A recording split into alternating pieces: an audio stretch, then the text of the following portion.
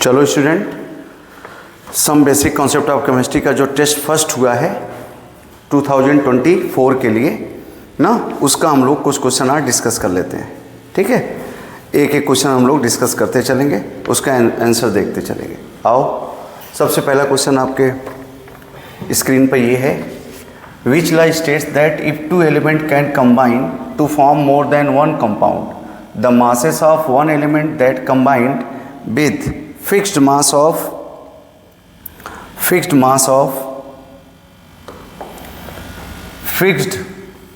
of other element are in the ratio simple whole number। ये Avogadro बोलता है कि लॉ ऑफ डेफिनेट कंपोजिशन बोलता है कि लॉ ऑफ मल्टीपल प्रोपोर्शन बोलता है कि Gay Lussac's law of gaseous volume. ये some basic concept of chemistry में हम लोग पढ़ते हैं लॉज ऑफ केमिकल कॉम्बिनेशन में। तो लॉज ऑफ केमिकल कॉम्बिनेशन में हम लोगों ने जो पढ़ा है उसमें ये देखो ज़रा, Avogadro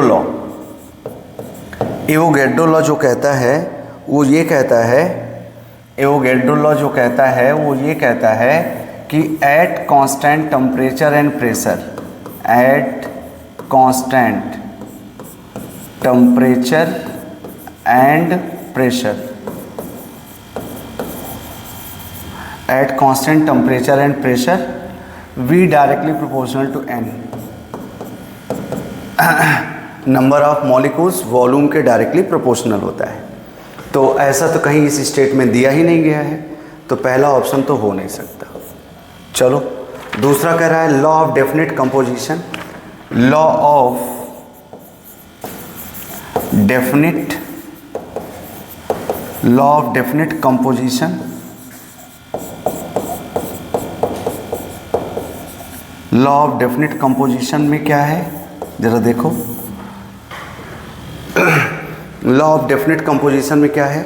law of definite composition में आप क्या कहते हो, लॉ ऑफ डेफिनेट कंपोजिशन में कहते हो कि H2O है, मान लो H2O टैप वाटर है और टैप वाटर है, H2O टैप वाटर है, H2O टैप वाटर है और H2O रिवर वाटर है और H2O रिवर वाटर है, रिवर वाटर, टैप वाटर और रिवर वाटर।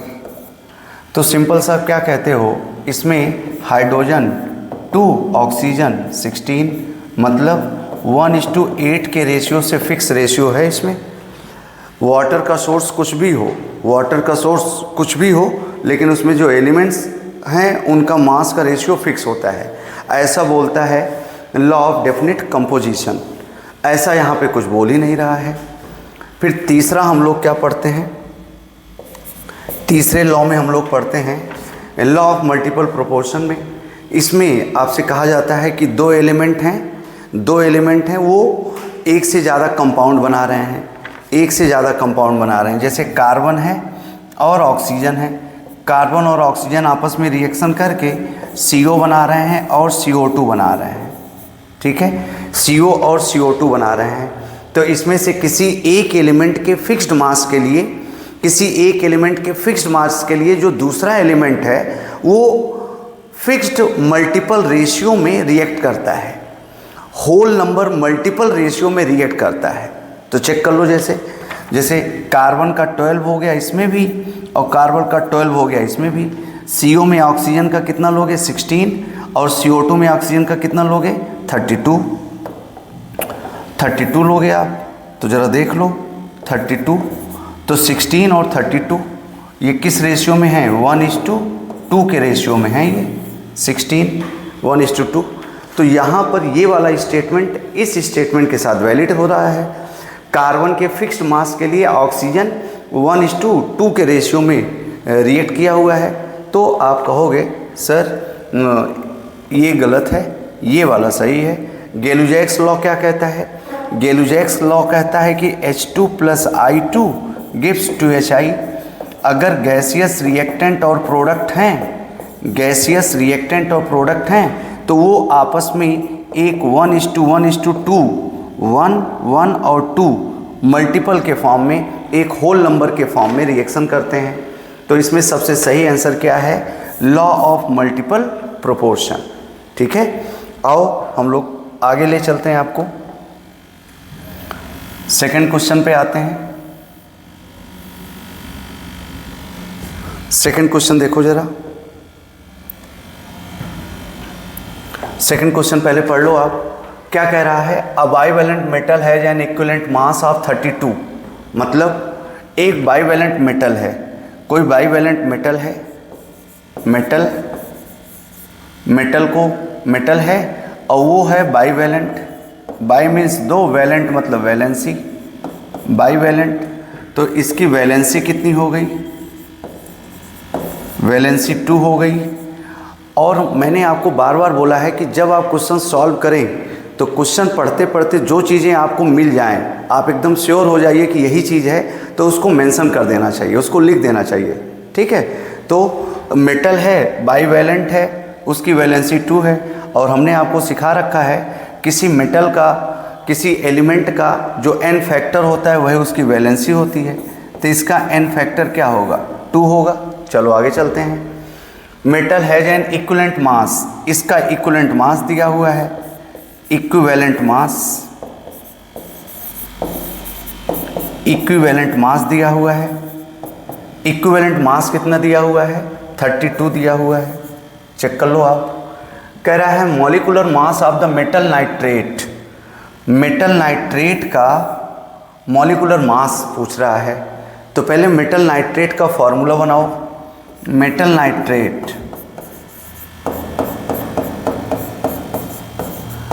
नाइट्रेट क्या होगा? मेटल को मान लो M और नाइट्रेट आप जानते हो NO3 होता है और उस पर एक नेगेटिव चार्ज होता है। जरा देखो मेटल नाइट्रेट ये है। अब बताओ मेटल की वैलेंसी कितनी है? 2, तो इस पे 2 रख दो। और ये 1 है, -1 कर सकते हो। तो फॉर्मूला बनाते समय केमिकल बॉन्डिंग में हम सीखते हैं इस बात को, क्या कि जो उनके वैलेंसीज हैं वो क्रॉस मल्टीप्लाई कर दिया करो। तो M 1 होगा और NO3 का होल ट्वाइस होगा। यही फॉर्मूला अगर हमको मिल जाए ना, यही फॉर्मूला है मेटल नाइट्रेट का, और इसी में हम सब के एटॉमिक मास को रख दें तो हमको कंप्लीट मॉलिक्यूलर मास मिल जाएगा। अब हमको नाइट्रोजन का पता है 14, ऑक्सीजन का पता है 16। अब मेटल का हमको चाहिए। तो मेटल के लिए क्या सिखाए थे? मेटल के लिए आप ये बोल सकते हो, क्या कहते हैं आप मेटल के लिए? मेटल के लिए हम लोगों ने सीख रखा है equivalent mass equals to atomic mass upon n factor, atomic mass n factor. तो एटॉमिक मास क्या होगा बताओ जरा? Atomic mass equivalent mass into n factor, equivalent mass into n factor, equivalent mass into n factor, equivalent mass into n factor. ठीक है? तो ज़रा देख लो, एटॉमिक मास निकालना है, इक्विवेलेंट मास 32 है, n फैक्टर 2 है। तो एटॉमिक मास आ गया, एटॉमिक मास कितना आ गया? n factor into equivalent mass 2 into 32, 2 into 32। Check कर लो आप। अब ये कितना आ गया? 64। अब आप इसका निकाल सकते हैं मॉलिक्यूलर मास, जिसको मोलर मास भी कह सकते हो आप। मॉलिक्यूलर मास AMU में आएगा। अब मेटल का कितना ला लिए हो? 64। और बताओ, नाइट्रोजन 2 हो गया, एक नाइट्रोजन का 14 तो 2 का 28, प्लस ऑक्सीजन कितने हो गए? 3 2 जा 6, सिंगल ऑक्सीजन का 6, सो 6 ऑक्सीजन का 96। सब ऐड कर लो, आपको कितना मिलने वाला है? 8 6 14, 4 18 और 9 2 11, 6 17 1 18। ठीक है? 188 कोई है ऑप्शन? 188 आपका ऑप्शन है। यही आपका ऑप्शन सही हो सकता है। डी ऑप्शन करेक्ट है। आप चेक कर लो, इसमें आपको वैलेंसी दिया हुआ था, दैट इज n फैक्टर दिया हुआ था, इक्विवेलेंट मास दिया हुआ था। तो n फैक्टर और इक्विवेलेंट मास से हम उसका एटॉमिक मास निकाल लेते हैं मेटल का, और नाइट्रेट NO3 माइनस होता है, तो NO3 माइनस और मेटल की वैलेंसी से उसका फार्मूला बना लेते हैं। अब सबके एटॉमिक मास को रख देते हैं तो मॉलिक्यूलर मास आ जाता है। ठीक है, इस तरह से हम लोग कर लेते हैं। आगे चलो, नेक्स्ट क्वेश्चन चेक करते हैं। नेक्स्ट क्वेश्चन, नेक्स्ट में जरा देखो, which of the following reaction is not correct according to the law of conservation of mass. Law of conservation mass के अकॉर्डिंग क्या सही नहीं है। तो सबसे पहले तो हमको देखना पड़ेगा law of conservation of mass. Law of conservation of mass क्या पढ़ते हो आप लोग law of conservation of mass में? लॉ ऑफ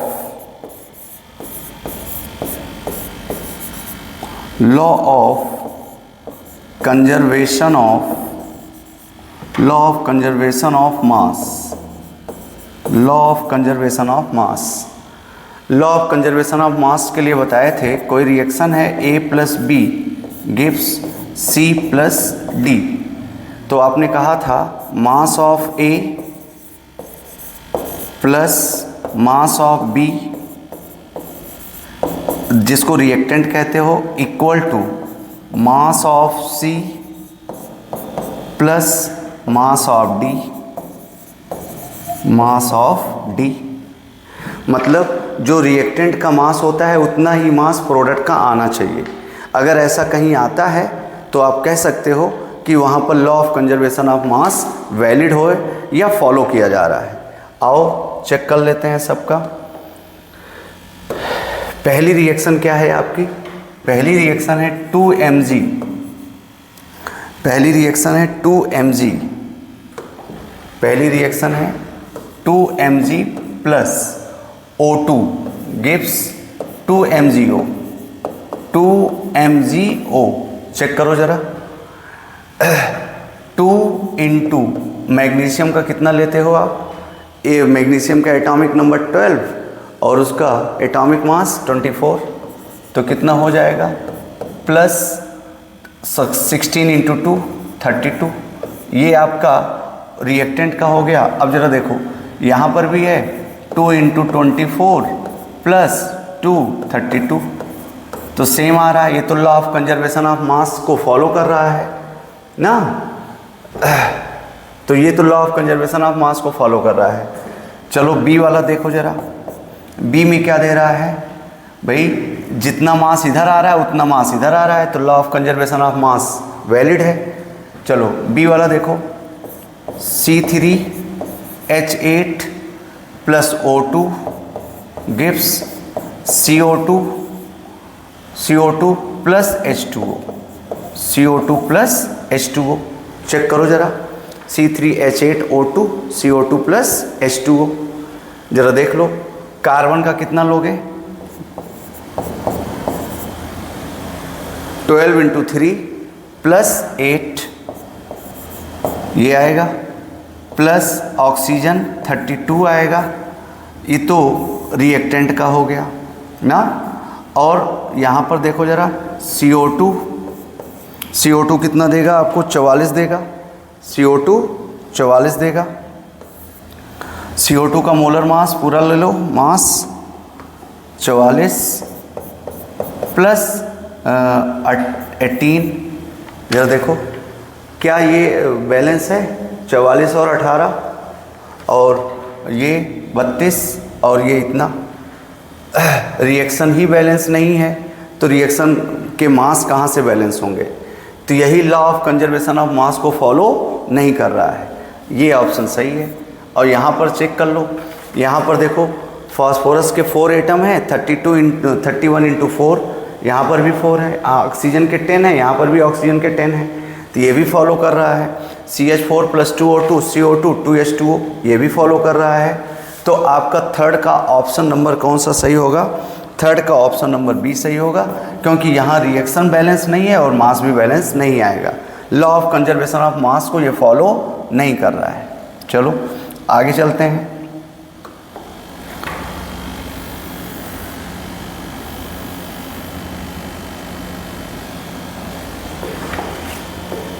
चलो क्वेश्चन नंबर 4 में ज़रा देख लो, बढ़िया क्वेश्चन है ये, आप इसको चेक कर सकते हैं, अच्छे क्वेश्चन में इसको डाल सकते हैं आप, ये बढ़िया क्वेश्चन है। क्या कह रहा है ये ज़रा चेक करो आप। कह रहा है 1 ml of water contain 20 drops, मतलब वाटर के 1 ml में 20 ड्रॉप्स हैं। 1 ml of water, 1 ml of water contain 20 drops, 20 drop है, 20 drops. 1 ml water contain 20 drops, मतलब 20 ड्रॉप में 1 ml है। क्या कह रहा है? Then number of molecules in a drop of water, कह रहा है नंबर ऑफ मॉलिक्यूल्स बता दो,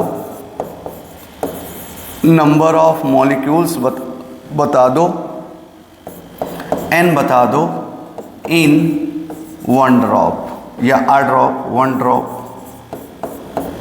ये पूछ रहा है।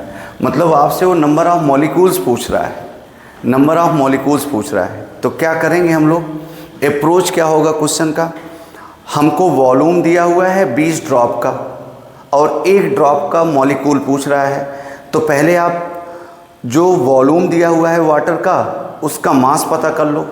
और वाटर का मास आपको कैसे पता होगा? उसकी डेंसिटी से। आपको पता है वाटर की डेंसिटी 1 ग्राम पर ml होती है। अब जब आपको मास मिल जाएगा तो मास से हम उसका मोल निकाल सकते हैं और मोल से हम उसमें मॉलिक्यूल निकाल सकते हैं। ठीक है, तो सबसे पहले हम पता करें, क्या पता करें? Number of moles in 1 drop of water molecule. चलो सॉल्यूशन समझो इसका, सॉल्यूशन देखो, सॉल्यूशन समझो इसका। जरा बताओ मास ऑफ वाटर क्या होगा? Mass of H2O। तो मास ऑफ H2O क्या होगा? Density of H2O, density of H2O into volume of H2O, volume of H2O। तो ज़रा बताओ वाटर की डेंसिटी कितनी है? 1 होती है और वॉल्यूम कितना है? 1 है, मतलब ये आ गया 1 ग्राम, 1 ग्राम H2O। मतलब जो 20 ड्रॉप पानी की हैं उसका मास कितना है? 1 ग्राम। ठीक, तो 20 ड्रॉप वाटर मॉलिक्यूल का 1 ग्राम है, हमको मॉलिक्यूल 1 ड्रॉप का चाहिए, तो 1 ड्रॉप का मास पता कर लो, उसी से मोल निकाल लो, उसी से मॉलिक्यूल निकाल लो। तो भाई बता दो ज़रा, 20 ड्रॉप्स इक्वल्स टू 1 ग्राम। तो 1 ड्रॉप्स कितना होगा? 1 ड्रॉप्स 1/20, 1/20 ग्राम, ये हो गया। अब आप मोल निकाल लो, क्योंकि आपको मास मिल गया। तो मोल निकालने का formula mass upon molar mass, sir washing machine बता देते हैं, W/m बता देते हैं। मास कितना आया है? 1/20, और वाटर का मोलर मास कितना होता है? 18, ये मोल आ गया। ये एक ड्रॉप का मोल आ गया। अब हमसे पूछ रहा है मॉलिक्यूल, तो मॉलिक्यूल का फॉर्मूला नाना लगा दो। मॉलिक्यूल के लिए आप क्या करते हो? मॉलिक्यूल के लिए, नंबर ऑफ मॉलिक्यूल्स के लिए, अब ये सब क्लास में हम लोग पढ़े हैं, n इक्वल्स टू n/Na। तो नंबर ऑफ मॉलिक्यूल्स चाहिए तो n इंटू Na। n कितना है? n लाए हो 1/20 इंटू 18 और इंटू यानी की वैल्यू रख दो 6.02 इंटू 10⁻23। अब इसी को आप कैलकुलेट कर लो, अपने आप आंसर नज़र आ जाएगा। ठीक है, चेक कर लो कितना आ रहा है। ये आ जा रहा है तुम्हारा, इसको अगर कैलकुलेट करो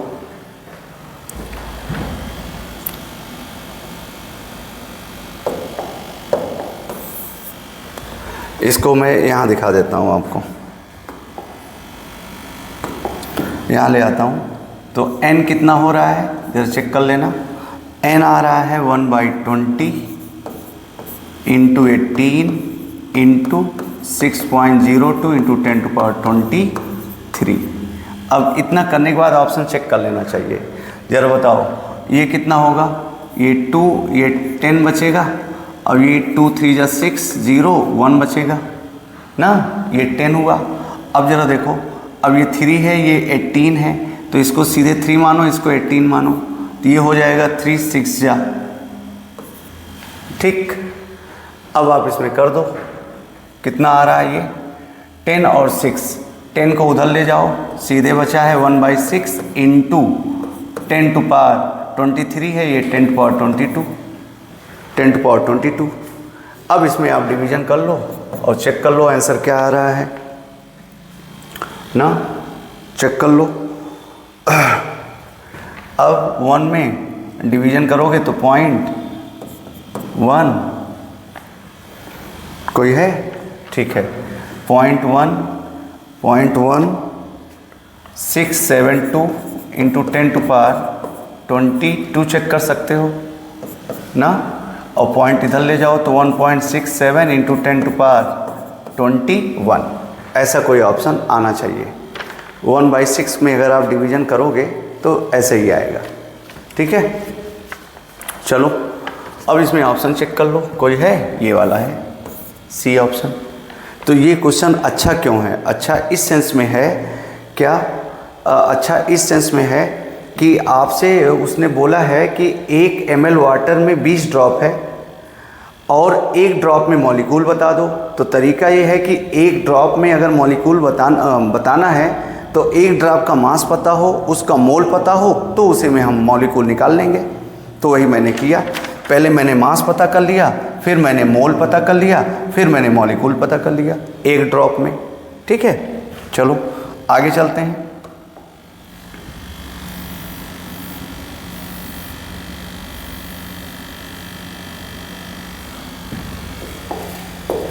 चलो, how many number of molecules and atoms respectively are present in 2.8 litre of diatomic gas at STP standard temperature and pressure. How many number of molecules, मतलब क्या पूछा, नंबर ऑफ मॉलिक्यूल्स पूछा। नंबर ऑफ मॉलिक्यूल्स को n से लिखते हो या atoms को भी n से लिखते हो, बशर्ते वो मॉलिकुलर फॉर्म में हो या एटॉमिक फॉर्म में हो। अब बता दो वॉल्यूम एट STP कितना दे रहा है, वॉल्यूम एट STP, तो वॉल्यूम एट STP कितना दे रहा है 2.8 लीटर, 2.8 लीटर। तो भाई तरीका क्या है, मोल निकाल लो और फिर मोल से मॉलिक्यूल आ जाएगा। और याद करो नंबर ऑफ मोल्स कैसे निकलता है, number of moles n equals to V/Vm, n equals to V/Vm।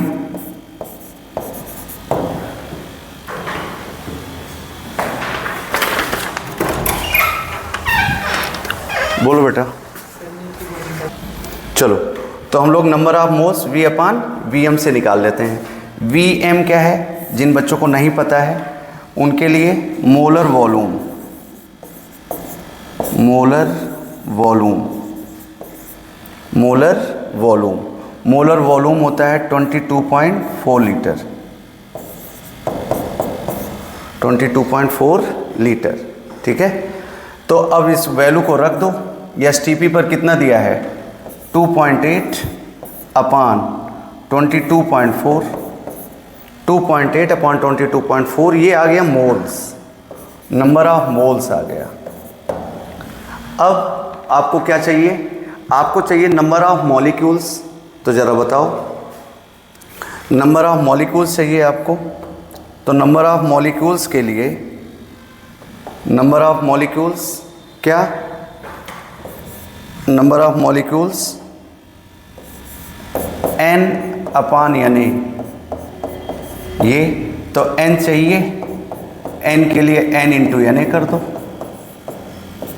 Check कर लो n कितना लाए हो 2.8 अपान 22.4 इंटू यानी की वैल्यू रख दो 6.02 इंटू 10⁻23। अब इसी को आप कैलकुलेट कर लो, आ जाएगा। ये कटेगा, 2 से कटेगा, ये भी कट जाएगा। 4 7 28, 4 5 20, 4 6 24। देखो ज़रा, ये पॉइंट से पॉइंट उड़ गया। 4 से काट सकते हो। 4 7 जा 28, 4 5 20, 4 6 24। अब देख लो आप, ठीक। और 7 8 56, 2 4 जा 8, 2 3 जा 6, 3/4 आ रहा है, 3/4। अब 3/4 को डिवाइड कर लो, 3/4 को डिवाइड कर लो इंटू 10 टू पावर लगभग 23। तो ये कितना आएगा ना, ठीक है। 4 4 7 जा 7.5 into 10 to power 22, 7.5 into 10 to power 22। या तो सी या तो डी, ये तो हो नहीं सकता ना, चेक कर लो आप। 7.5। अब जरा देखो, पॉइंट लगाओ इसमें, पॉइंट 4 7 28, 2 30, 4 5 20, 10 टू पावर 23। तो कितना हो जाएगा, 7.5 into 10 to power 22, 7.5 into 10 to power 22। ये लड़ाई चल रही है भाई। अब आगे देख लो ज़रा, ये तो मॉलिक्यूल्स हो गया, तो मॉलिक्यूल्स तो मैच कर गया, मॉलिक्यूल्स मैच कर गया। अब एटम्स चेक कर लो। तो याद करो, हमने सिखाया था नंबर ऑफ एटम्स निकालना हो, number of atoms is equals to A into N into यानी ए इंटू एन इंटू यानी, और नहीं तो वैसे भी आप बोल सकते हो कैसा है, डाई एटॉमिक है। तो डाई एटॉमिक है तो एक मॉलिक्यूल में इतना, एक मॉलिक्यूल में 2 एटम, तो इतने मॉलिक्यूल में कितने एटम, 2 से मल्टीप्लाई कर दो। या एटॉमिसिटी 2 है, number of moles 2.8 upon 22.4 into यानी 6.02 इंटू 10 टू पावर 23। यही तो है। अब आप देख सकते हो 2 इंटू 2.8 अपॉन 22। तो ये पूरी वैल्यू आपने कैलकुलेट किया है, कितना, 7.5। 2 से मल्टीप्लाई कर दो, 7.5 इंटू 10 टू पावर 22 हो गया। तो ये कितना हो जाएगा, 2 5 10, 2 7 14, 1 15 इंटू 10 टू पावर 22। कौन सा सही है, 15 into 10 to power 22। C option सही है, सी ऑप्शन पूरी तरह से करेक्ट है, सी ऑप्शन पूरी तरह से करेक्ट है। ये आप कर सकते हो, ठीक है। चलो क्वेश्चन नंबर 5 का सी। आओ question number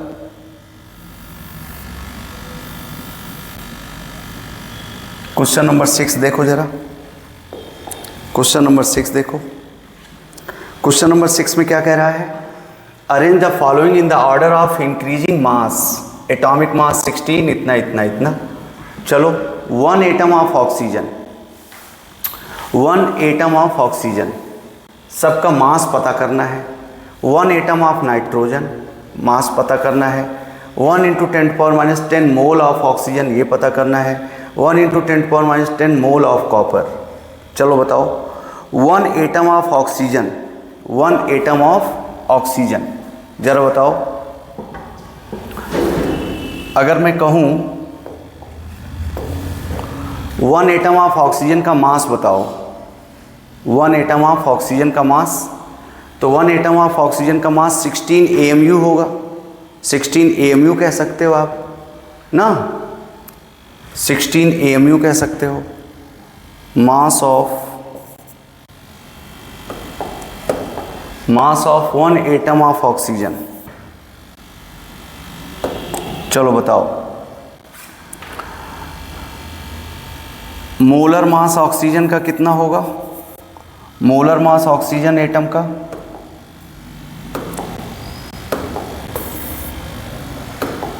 molar mass oxygen atom का बताओ जरा।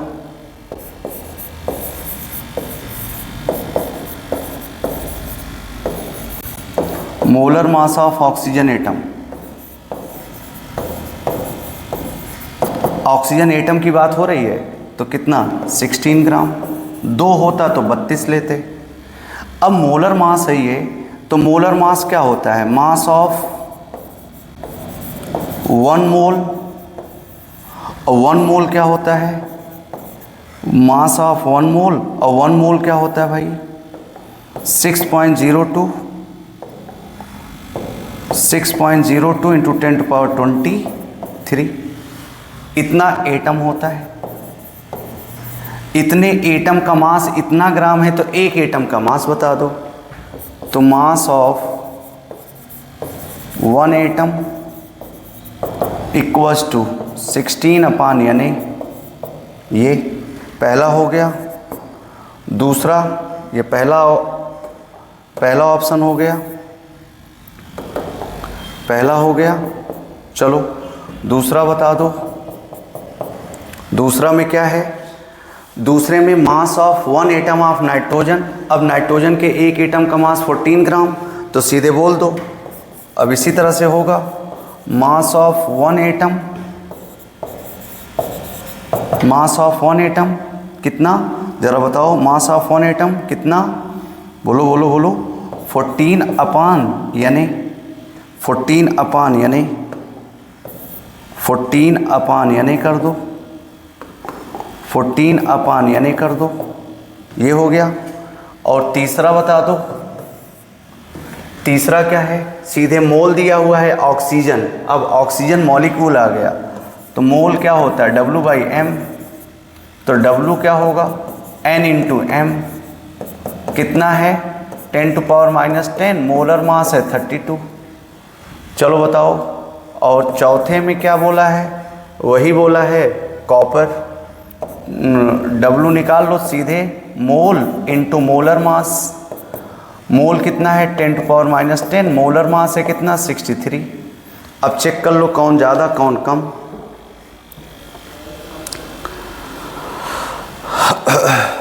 ये देखो, ये यानी जब ऊपर जाएगा तो कितना 16 इंटू 10⁻23 अपान 6.02, यहाँ पर जाएगा ऊपर तो 14 इंटू 10⁻23 अपान 6.02। तो ये दोनों तो कम ही हो गए। अब इन दोनों में कंपेयर करना है, ये 63 है, ये 32 है।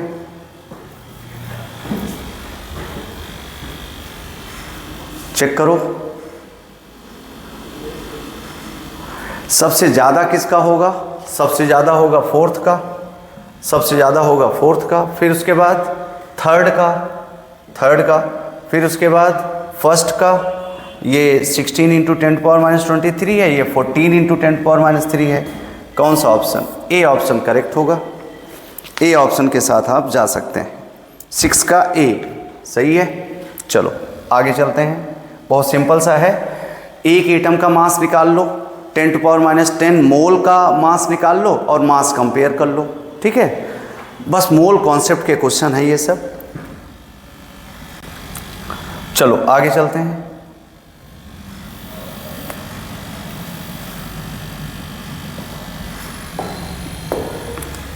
अब चेक करो, a compound contains 69.5% oxygen, 30.5% nitrogen and it's molecular weight is 92। The formula of compound is, ठीक। तो बस कुछ करना ही नहीं है, दो ही तो हैं इसमें, तो दो ही हैं तो देख लो, नाइट्रोजन है और ऑक्सीजन है। नाइट्रोजन का 14, ऑक्सीजन का 16। नाइट्रोजन का परसेंटेज 69.5%, ऑक्सीजन का परसेंटेज 30.5%। आरएनए निकाल लो, आरएनए का मतलब होता है relative number of atom, ribonucleic acid नहीं, रिलेटिव नंबर ऑफ एटम। ये क्या होता है, परसेंटेज अपान एटॉमिक मास, 69.5 अपान 14 और 30.5 अपान 16। कैलकुलेट करो इसको, कितना आएगा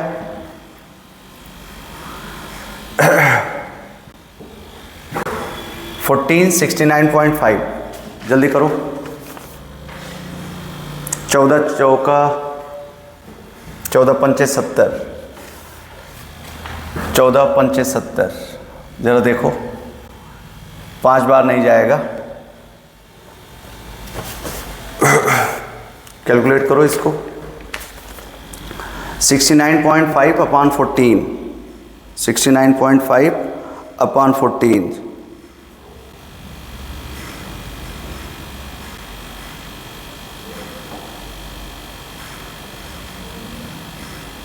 चलो 69.5 अपॉन 14,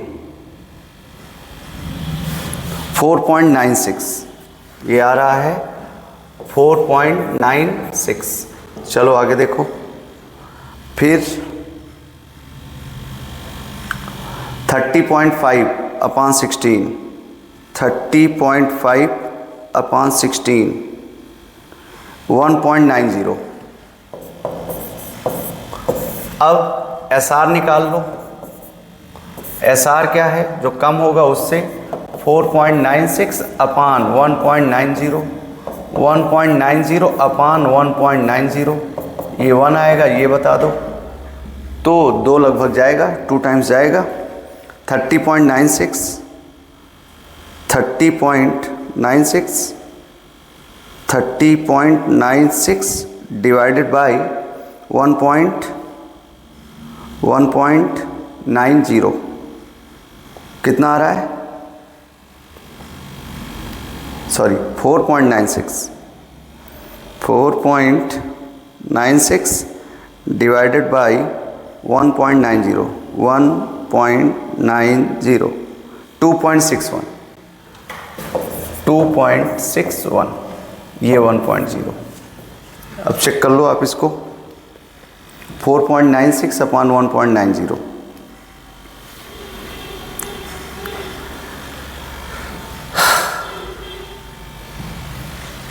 चलो अब इसको सिंपल होल नंबर रेशियो आना चाहिए, लेकिन सिंपल होल नंबर रेशियो आ नहीं रहा है, तो आप इसको 2 ले सकते हो। 2.61, 4.96, इसको चेक कर लो आप।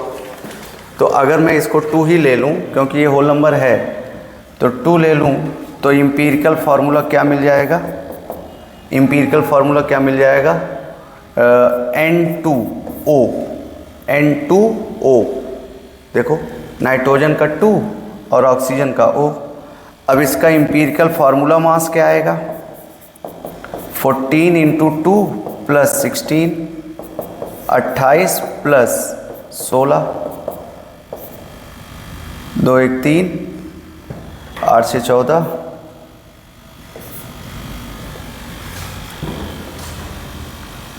ना 8 से 14,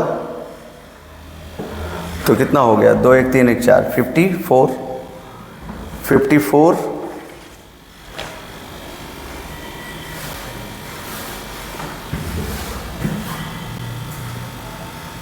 कुछ गड़बड़ है?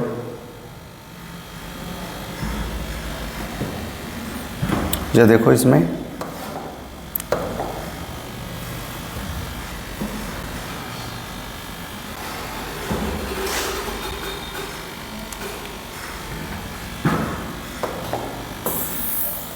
इसको सही से करो। 4.96 upon 1.90, 2.61, 1.0,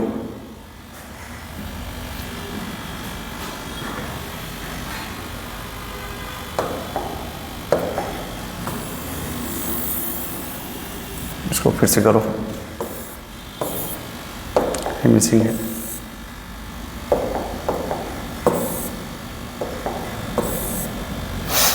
$69.5 upon 14, 30.5 upon 16, 69.5,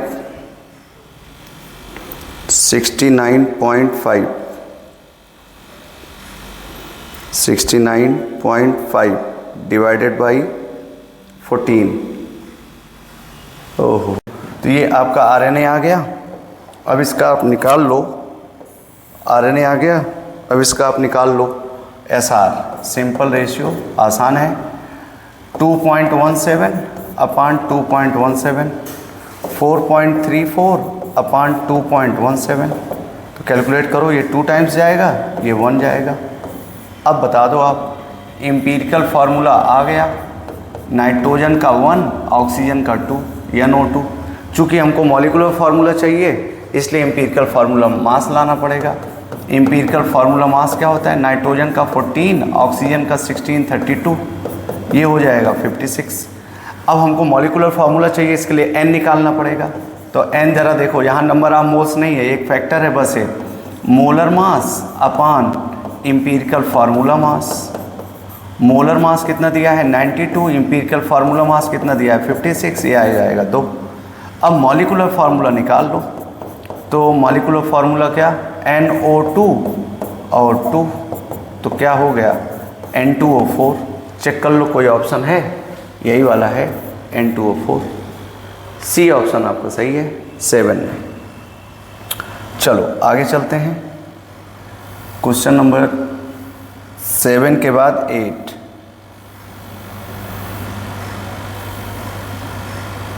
question number 7 के बाद 8, चलो चेक कर लो।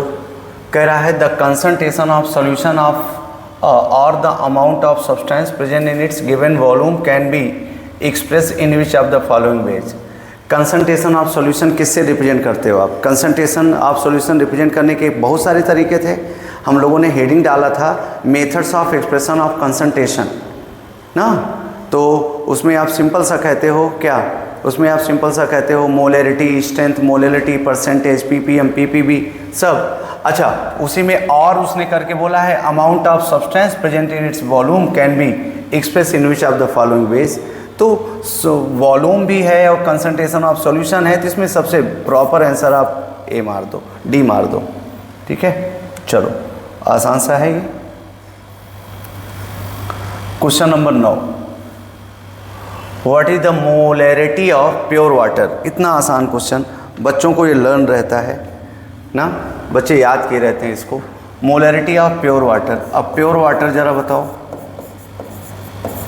प्योर वाटर H2O है, H2O की डेंसिटी कितनी है? 1 ग्राम पर ml, 1 ग्राम पर ml। अब बताओ 1 ml में 1 ग्राम, और मोलैरिटी डिफाइन किसके लिए होती है? 1 लीटर के लिए। 1 लीटर मतलब 1000 ml। तो बता दो 1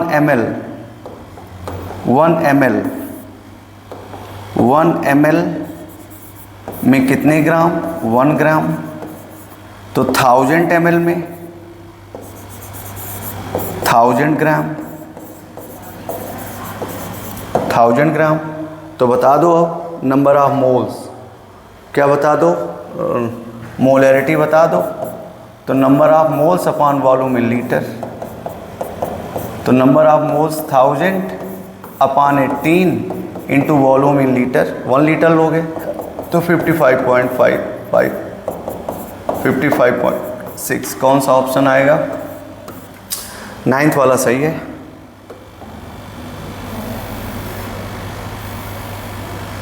चलो क्वेश्चन नंबर 10 देख लो। क्वेश्चन नंबर 10 क्या कह रहा है? क्वेश्चन नंबर 10 में देखो, एसर्शन रीजन वाला क्वेश्चन है। 1 atomic mass unit is defined as 1/12 of the mass of 1 carbon 12 atom. एकदम सही है ना। AMU को हम लोगों ने कैसे सीखा था? AMU को ऐसे ही तो सीखा था, 1/12 into mass of 1 carbon 12 atom, mass of 1 carbon 12 atom, ऐसे ही तो बोला था। आगे देखो क्या कह रहा है? रीजन में carbon 12 isotope is the most abundant isotope of carbon has been chosen and standard. एकदम सही है। तो एसर्शन रीजन दोनों सही है और रीजन करेक्ट एक्सप्लेनेशन भी है। तो कौन सा सही है? ए सही है। 10 का ए मार के आगे निकलो आप। क्वेश्चन नंबर 11 देख लो। क्वेश्चन नंबर 11 क्या कह रहा है? Combustion of 16 gram methane gives 18 gram water. Assertion में बोल रहा है, तो पहले आप मीथेन का कंबसन तो लिखो, CH4 + 2O2, ये सब क्लास में सिखाया गया है। Gives CO2 + 2H2O, CO2 + 2H2O। बताओ ज़रा, मीथेन का कितना ग्राम? 16 ग्राम। O2 का कितना? 4 हो गया तो 64 ग्राम। CO2 का कितना 44 ग्राम, H2O का कितना 36 ग्राम। अब कह रहा है 16 ग्राम मीथेन को जलाने से 18 ग्राम वाटर मिलता है। नो, आपको 36 ग्राम वाटर मिल रहा है, तो असर्शन तो रॉन्ग हो गया, incorrect. In the combustion of methane water is one of the product, ये बात एकदम सही है। जब मीथेन का हम कंबसन कराते हैं तो वाटर एक प्रोडक्ट का काम करता है, तो असर्शन गलत है, रीजन सही है। Both A and R are correct ना, both A and R are correct, no. A is correct, R is incorrect, नहीं, A is incorrect, R is correct. D option आप चेक कर सकते हैं, 11 का डी ऑप्शन। आओ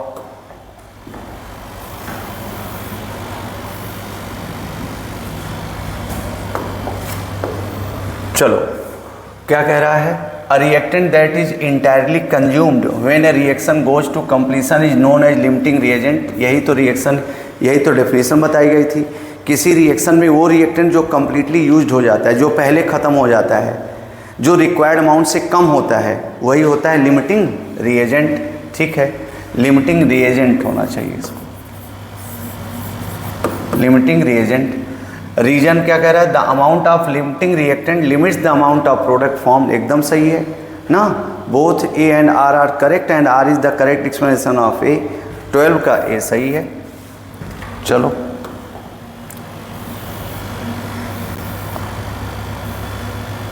क्या कह रहा है? Molality of solution does not change with temperature. Molality of solution does not change with temperature, एकदम सही है, ये एकदम सही है, ये वाला ऑप्शन एकदम सही है, एकदम सही है। फिर क्या कह रहा है? असर्शन एक ठीक है। रीजन में आओ, mass is affected by temperature, नहीं, मास अफेक्टेड बाय टेम्परेचर नहीं होता है ना। जरा देखो, मास अफेक्टेड बाय टेम्परेचर ऐसा ही नहीं है। A is correct, reason is incorrect. A is correct, A is correct, reason is incorrect. C सही है। ये छोटे छोटे क्वेश्चन हैं जो आपके कॉन्सेप्ट को बिल्ड कराते हैं। 14 जरा चेक कर लो, 14 में क्या है? 14 में कह रहा है what weight BaCl2 would be react with 24.4 gram of sodium sulphate to produce इतना ग्राम इतना ग्राम। तो रिएक्शन पहले सेट कर लो। BaCl2 gives, BaCl2 gives, BaCl2 react with sodium sulphate Na2SO4 gives BaSO4 plus 2NaCl, 2NaCl। अब जरा बताओ कितना मास दिया है? BaCl2 react with what weight of BaCl2, इसका मास पूछ रहा है। इसका मास दिया हुआ है 24.4 ग्राम। इसका सोडियम सल्फेट कितना दे रहा है? बेरियम सल्फेट 46.6 और NaCl का कितना दे रहा है? 23.4। तो इन दोनों को ऐड कर लो, इसको माइनस कर दो, तो x plus 24.4 equals to 46.6 plus 23.4, add कर लो। 6 4 10, 6 3 9 1 10 और 4 2 6 1 7, चेक कर लो। 40 20 70, 6 4 10, 6 3 9 1 10 70, 40 20 60, 60 10 70। अच्छा, 6 4 10, 6 3 9 1 10, 4 2 6 1 7 70 और x निकालना है प्लस 24.4, माइनस कर दो 70.0 माइनस 24.4, चेक कर लो कितना आ रहा है, ये घटाओ। ऑप्शन चेक कर लो, 45.6, 6 4 10, 5 4 9 1 10, 4 2 6 1 7, सही तो है। ए वाला ऑप्शन सही हो जाएगा आपका, चेक कर लो आप। ठीक है, नंबर ऑफ सोडियम, हाँ ठीक है, ये हो गया आपका। चलो आगे चलो।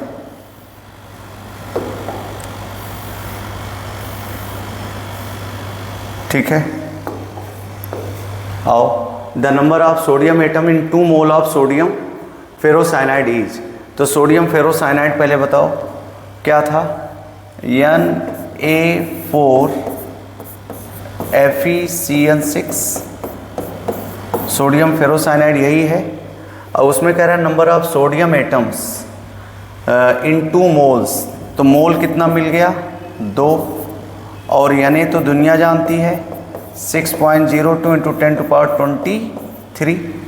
और फिर नंबर ऑफ एटम्स आप चेक करना है, number of atoms of sodium, तो सोडियम की atomicity A into N into, यानी बताओ A कितना है 4, N कितना है 2, यानी कितना है 6.02 इंटू 10⁻23।